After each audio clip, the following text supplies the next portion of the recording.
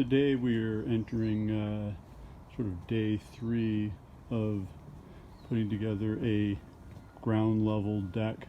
It's a walkout deck from probably a master bedroom, a small affair here, but some key features is that it is indeed ground level, so you've got to work with some of the challenges of the ground level deck. You know, it's a pretty big span here, so you can't have it be an individual span. It's about 14 feet from the house out to here, so you need to have an intermediate support. So what we've done here is we've utilized an existing patio that was here once upon a time, or an old shed slab that's about 5 inches thick, and so but the deck is a little bit larger than the old pad here, so we've kind of done a combination of supports for this. We've put in a couple of freestanding concrete piers over here where it's just soil, and then we've utilized some epoxy in anchors. We'll get a close-up view here. Some epoxy in anchors. We drilled holes in the slab, and these are a Simpson product. It's really nice because there's a adjustment bolt right here before you epoxy it.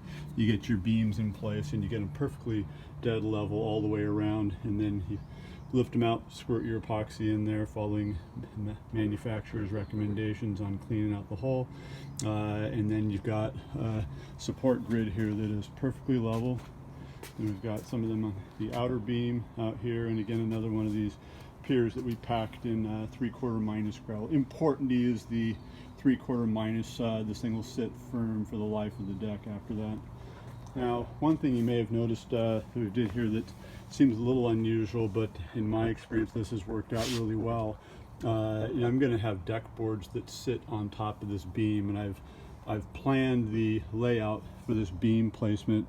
I created a story pole and laid it on here as to how all the boards are going to go, so that I know exactly that a board is going to sit flat on top of this 4x beam. I've got a 4x deck board that we're going to be utilizing. So what I've done in order to preserve the integrity of that deck board, I've taken a router and I've routed out notches in the top of this beam so that the deck board really only sits on spaces that are even with where the joists are, and I'll be able to screw the deck boards in right here.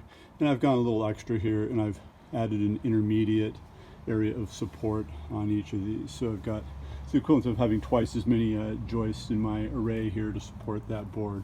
And the reason for this is it allows there to be proper air movement underneath that board so that the board dries out. My experience has been, particularly with the tropical hardwoods in the past, is that anytime I've had to mount a deck board on top of a beam, that board has invariably failed in fairly short order. It cups, the finish doesn't last because it just never gets a chance to dry out, particularly in wet climates like here in the Pacific Northwest. So the solution I came up with was to go back, pull out the damaged board, route out these grooves in here, reinstall a new deck board, and the problem has gone away entirely.